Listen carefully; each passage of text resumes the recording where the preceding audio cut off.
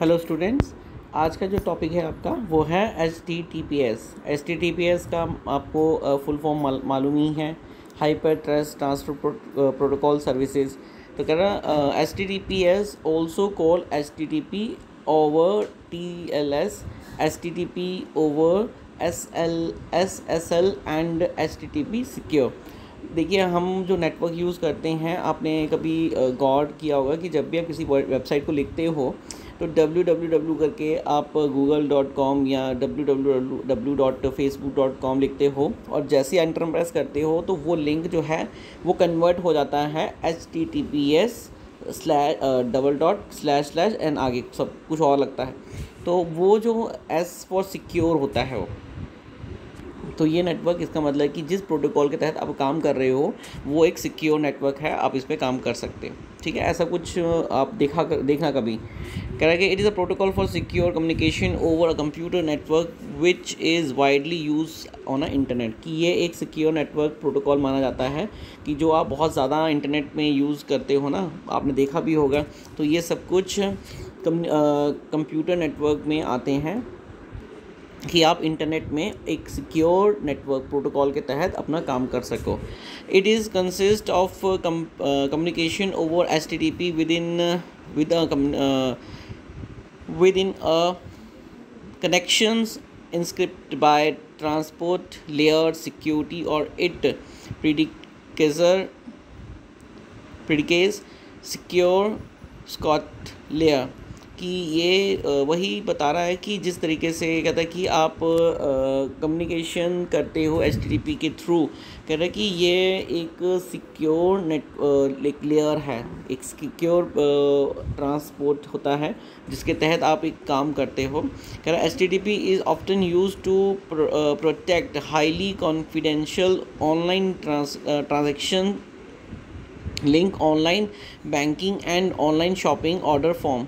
कि जो H T T P है, कह रहे ये हमें प्रोवाइड करता है एक हाईली कॉन्फिडेंशियल ऑनलाइन ट्रांजैक्शन। कि जब भी हम H T T P S के थ्रू कोई भी काम करते हैं तो वो सारी की सारी जो लाइंस होती हैं वो हमारी सिक्योर लाइंस होती हैं। क्योंकि जब आप ऑनलाइन बैंकिंग करते हो या ऑनलाइन शॉपिंग करते हो तो वो जो भी एक्टिविटीज़ आती हैं वो सिक्योर होना चाहिए। क्योंकि अगर सिक्योर नहीं होगा तो क्या होगा, आपको मालूम है कोई भी आपके अकाउंट को हैक कर सकता है। और इनसिक्योर फील्ड में तो, इनसिक्योर लाइंस में तो ऑलरेडी बहुत सारे प्रॉब्लम्स क्रिएट होती ही होती हैं। Web browser such as Internet Explorer, Firefox and Google Chrome also depend on plate look icon in the address bar to visuals indicate that HTTPS connection is in effect.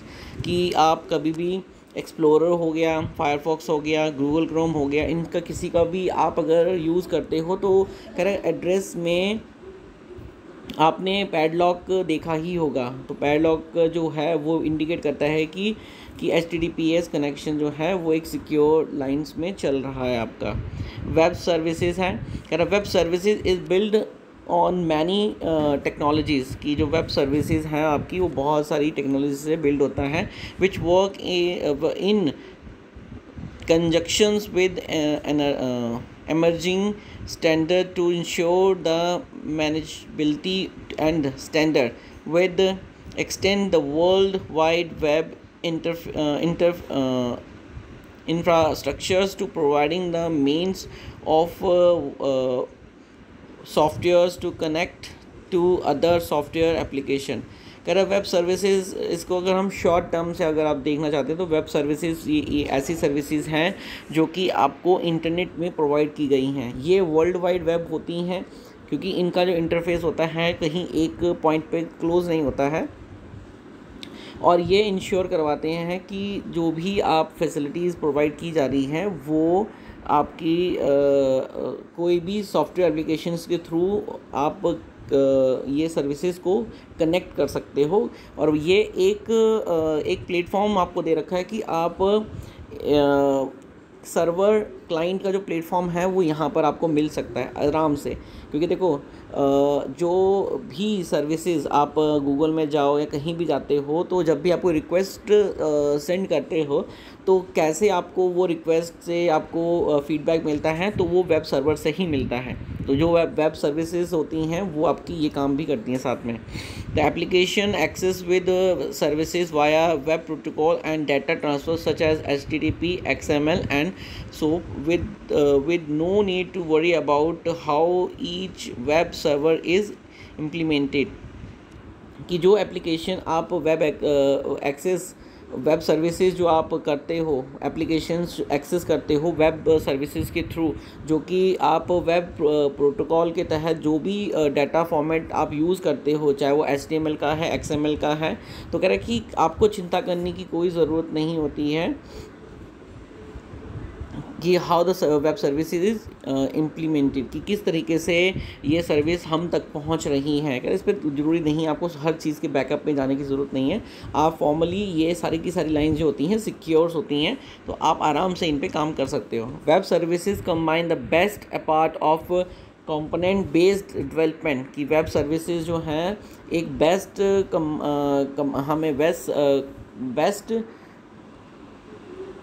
Apart हैं जो कि आपको component based development देती हैं। कहता है some of the web services as follow, कि कुछ सर्विसेज आपको नीचे दी गई हैं। तो सबसे पहले आपका आता है www, वर्ल्ड वाइड वेब। ये आपको मालूम ही है कि वर्ल्ड वाइड वेब एक ऐसा नेटवर्क सर्विसेज आपको प्रोवाइड किया गया है कि आप एक particularly configuration service computer to describing document such as internet and standard way, कि आप www के माध्यम से किसी भी आप पर्टिकुलर कॉन्फ़िगरेशन जो आपको मिलती हैं, सर्वर्स की मिलती हैं, आप उनके किसी भी डॉक्यूमेंट को अक्रॉस द इंटरनेट जो है वो एक्सेस कर सकें और अपना कोई भी काम यूज़ कर सकें। तो देखो www का मतलब ये भी है कि देखो यहाँ पर बाउंडेशंस नहीं होती हैं, सारी की सारी जो फाइल्स होती हैं वो इंटरलिंक्ड होती हैं, सारे के सारे पेज जो हैं आपस में जुड़े होते हैं।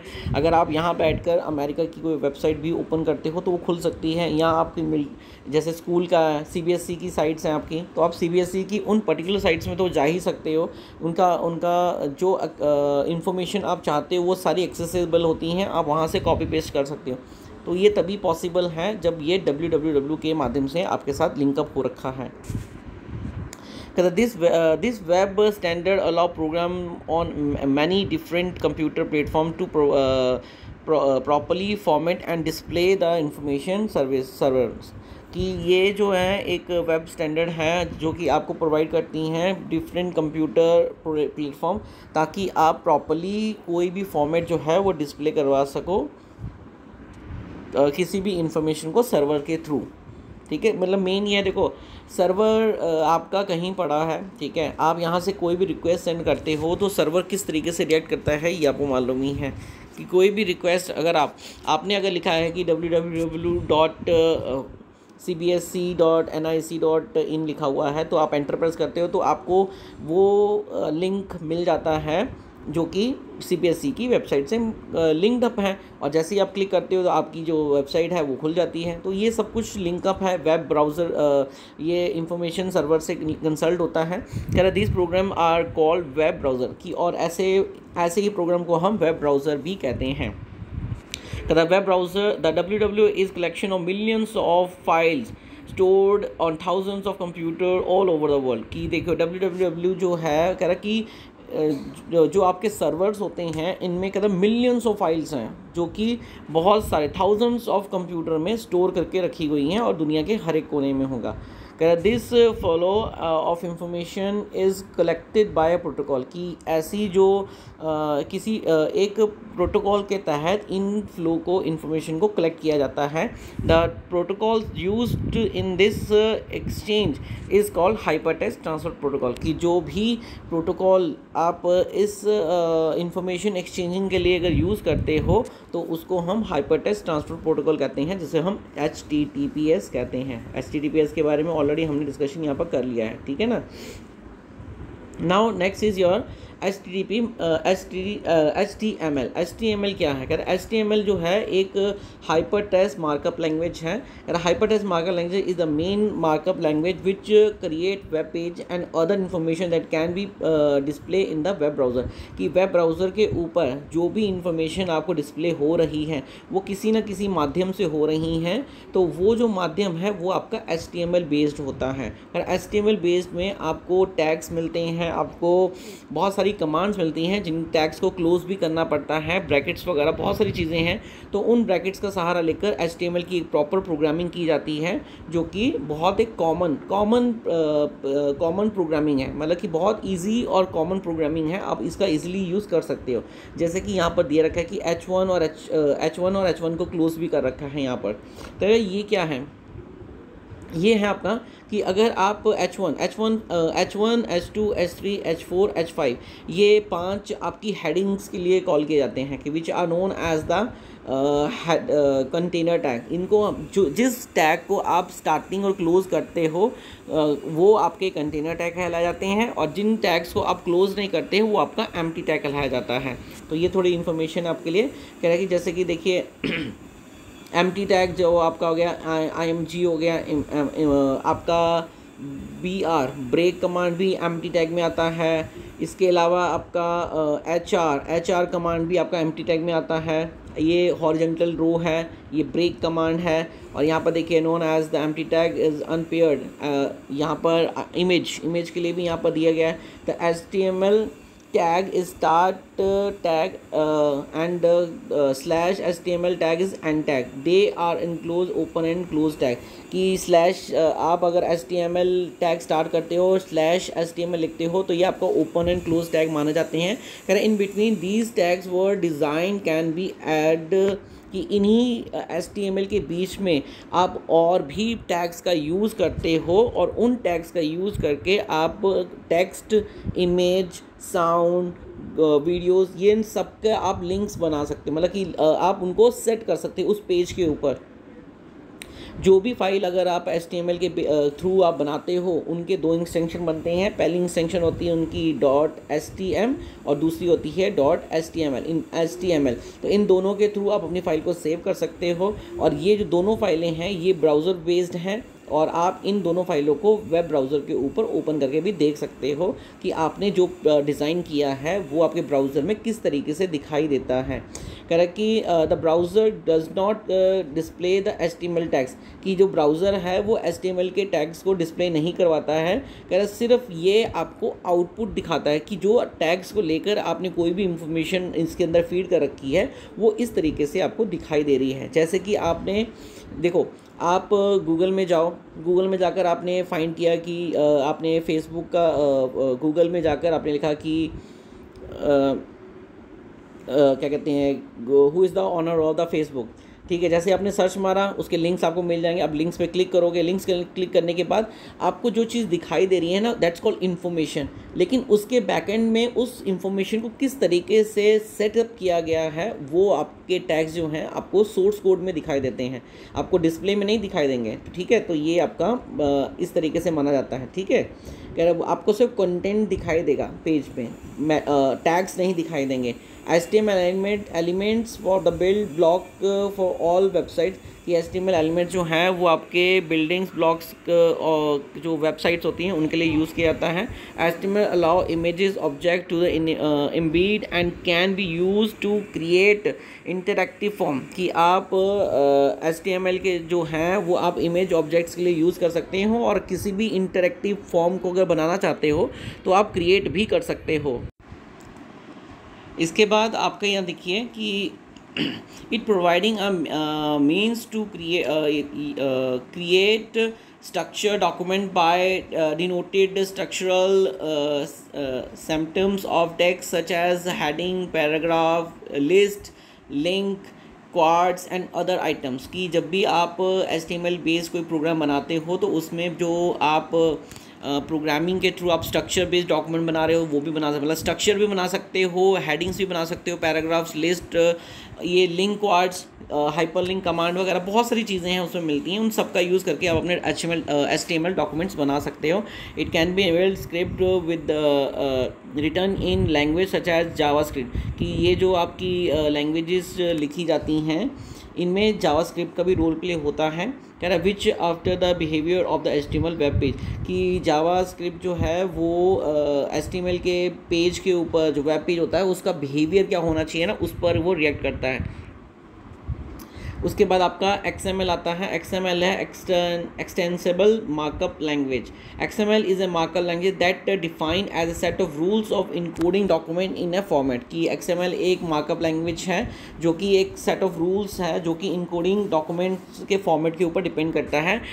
That is both human readable and machine readable, कि जो ये डाटा बनता है इसका ये जो फॉर्मेट बनता है ये ह्यूमन और मशीन रीडेबल दोनों तरह से होता है। It is defined is XML 1.0 specification proceed by the W3C and several other related specification, कि ये जो आपका XML है ये 1.0 स्पेसिफाइड एक है, मतलब कि हम इसको लेकर बनाते हैं और ये प्रोसीजर जो है वो W3C सर्विसेज को लेकर और कुछ रिलेटेड स्पेसिफिकेशन को लेकर बनाया जाता है। This design goal of XML इन शेप simplicity generality and usability over the internet, कि XML का जो गोल है, डिज़ाइन है, वो ये है कि जो भी चीज़ आपको दिखाई दे वो एक सिंपल हो, एक अच्छा हो, लुकिंग बेटर हो और आपको क्लियरली हो ओवर इंटरनेट पे, कि in a web server because the internet is based on IP address, कि आपको मालूम ही है कि जो इंटरनेट है वो IP एड्रेस के बेसिस पे चलता है, not domain names. Even web server require a domain name system server to translate domain name into the IP address, कि IP एड्रेस जो इंटरनेट है वो IP एड्रेस में बेसिस में चलता है।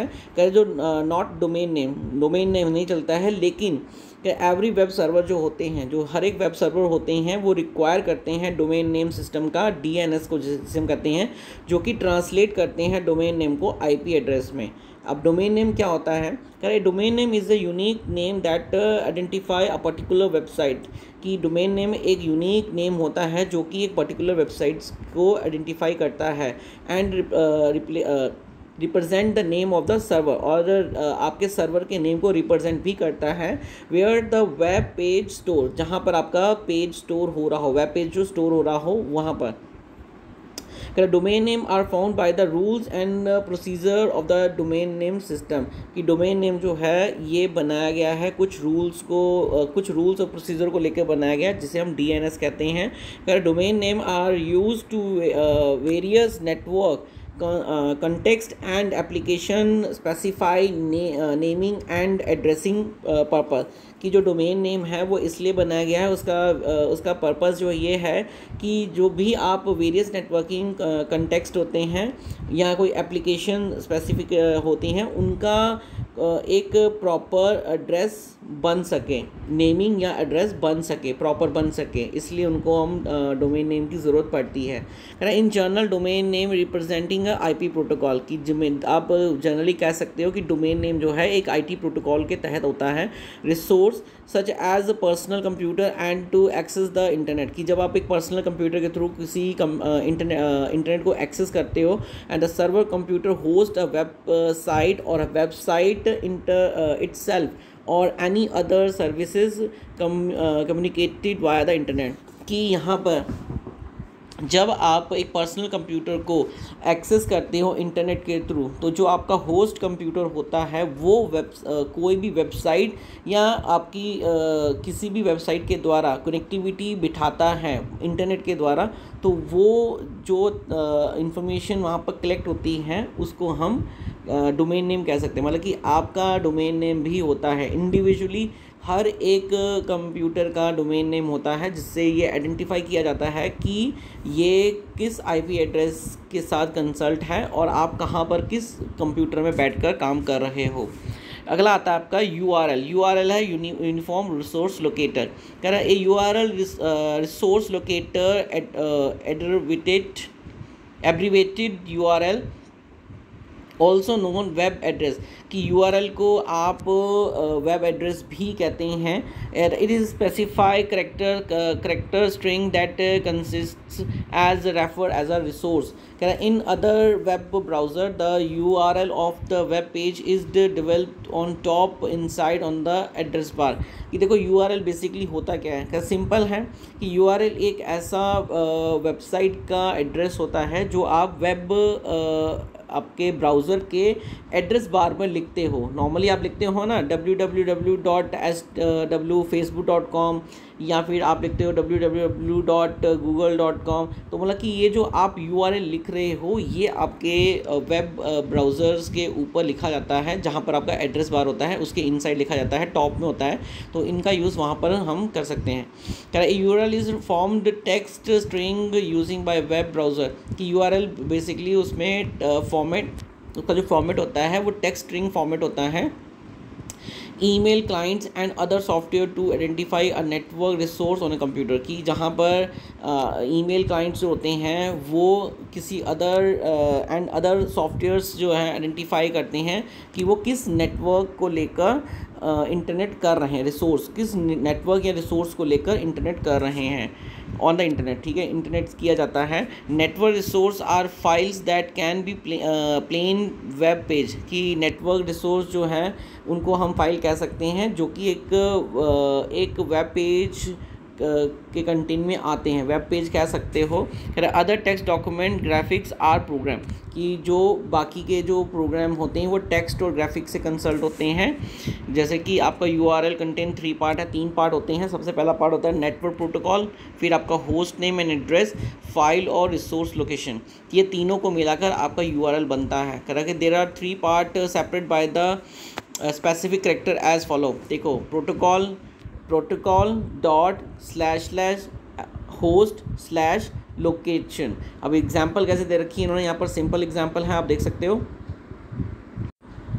सिंपल एग्जाम्पल आपकी है, देखो HTTP ये आपका प्रोटोकॉल हो गया, और उसके बाद आपका होस्ट हो गया, और उस होस्ट है आपका, और उसके बाद आपका लोकेशन है। ये होस्ट यहाँ तक है और ये आपकी लोकेशन है। विकी मेन पेज जो है यहाँ, ये आपका लोकेशन है और ये आपका होस्ट है। ठीक है, तो इस तरीके से आपको ये पेज कुछ मिलता है। उसके बाद आपका IP एड्रेस आता है। अगर IP एड्रेस क्या होता है, अगर IP एड्रेस जो है, IP इंटरनेट प्रोटोकॉल एड्रेस जो है, IP is method to protocol by the which data is send from one computer to another on the internet. Internet में अगर आप एक कंप्यूटर से दूसरे कंप्यूटर में कोई डाटा सेंड कर रहे हो तो वो किसी न किसी प्रोटोकॉल के तहत जाता है, उसे हम IP प्रोटोकॉल कहते हैं। Each computer on the internet has at least 1 IP address, की आपके हर एक कंप्यूटर का जो भी आप काम करते हो इंटरनेट पर एटलीस्ट एक IP एड्रेस होता ही है, और ये IP एड्रेस जो यूनिकली होता है। और हर एक all other computer on the internet, जितने भी कंप्यूटर आपको इंटरनेट पे दिखाई देंगे उन सब का IP एड्रेस और यूनिकली होता ही है। ये 32 बिट का न्यूमेरिक एड्रेस माना जाता है, जिसमें डॉट्स लगे होते हैं, सेपरेट किया जाता है। Each number can be range 0 to 255, जो हर एक नंबर होता है वो 0 to 255 के बीच में हो सकता है। और जैसे कि यहाँ पर एग्जांपल दे रखी 1.160.10.240, तो ये जो दिया गया है ये आपका IP एड्रेस है जो कि यूनिक है, और हर एक का अपना अपना ही यूनिकली होता ही है।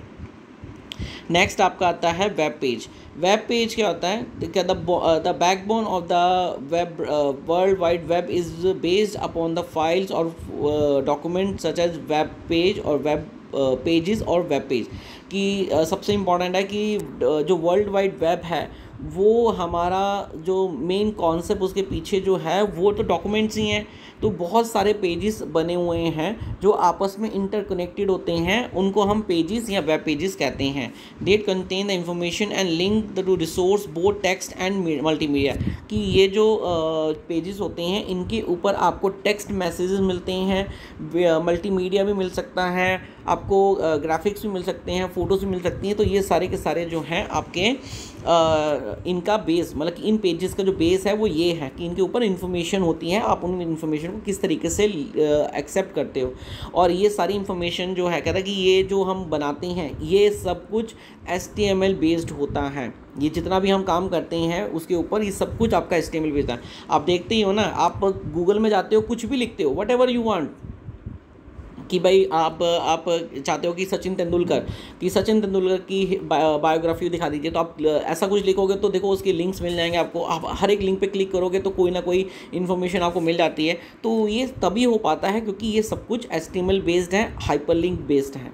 ठीक है। The web is collections of large number of computer document, कि जो वेब है आपका ये बहुत ही बड़ा एक लार्ज अमाउंट ऑफ डाटा जो है कलेक्शन किया गया है, और उसको हम कंप्यूटर डॉक्यूमेंट है वेब पेजेस, जो कि वेब पेजेस के रूप में स्टोर किया गया है कंप्यूटर में, और ये पूरी दुनिया में है। ऐसा नहीं है कि एक पर्टिकुलर एरिया में ही ये चलेगा।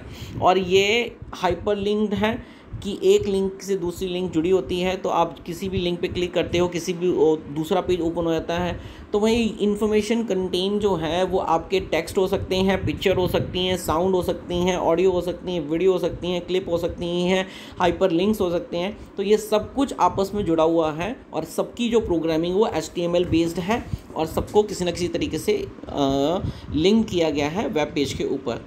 नेक्स्ट आपके कि वेब पेज जो है दो तरह के होते हैं। एक स्टैटिक वेब पेज है, a web page which display same kind of information whenever you are user visit, कि जब एक जो आपका एक वेब पेज जो होते हैं अगर विच डिस्प्ले सेम काइंड ऑफ, जो कि एक तरह की इन्फॉर्मेशन अगर डिस्प्ले करवाते हैं जब आप विज़िट करते हो, यूज़र विज़िट करता है, it known as a static web page, कि उसको हम स्टैटिक वेब पेज कहते हैं, जो कि एक ही तरह की इन्फॉर्मेशन यूज़र को दिखाता है। A static web page generally has HTML और एक्सटेंशन, की जो स्टैटिक वेब पेज होते हैं उनकी जो इंस्ट्रक्शन होती है वो HTML या HTML होती है।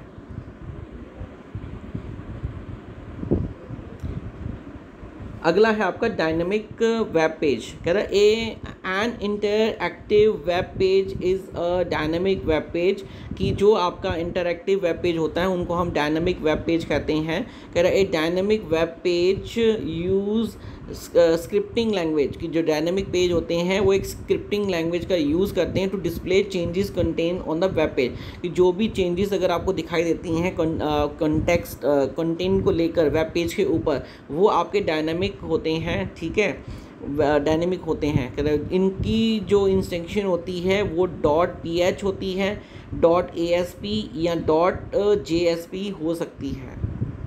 ठीक है, सो आज के लिए इतना ही है, आज के लिए इतना ही आपका टॉपिक। ठीक है, आप अच्छे से इसको देखिए, समझिए, और जो भी इम्पॉर्टेंट थिंग्स आपको लगती हैं वो नोट डाउन कर लीजिए। और बाकी बुक्स में भी आप कर सकते हो, मैंने आपको पहले ही बताया हुआ है, और कॉपी में नोट्स मेकिंग भी कर सकते हो, छोटे छोटे पॉइंट्स आप नोट कर सकते हो, अपनी बुक को से स्टडी कीजिए। ठीक है, तो आज के लिए इतना ही है, बाकी का टॉपिक हम नेक्स्ट वीडियो में कंप्लीट करेंगे।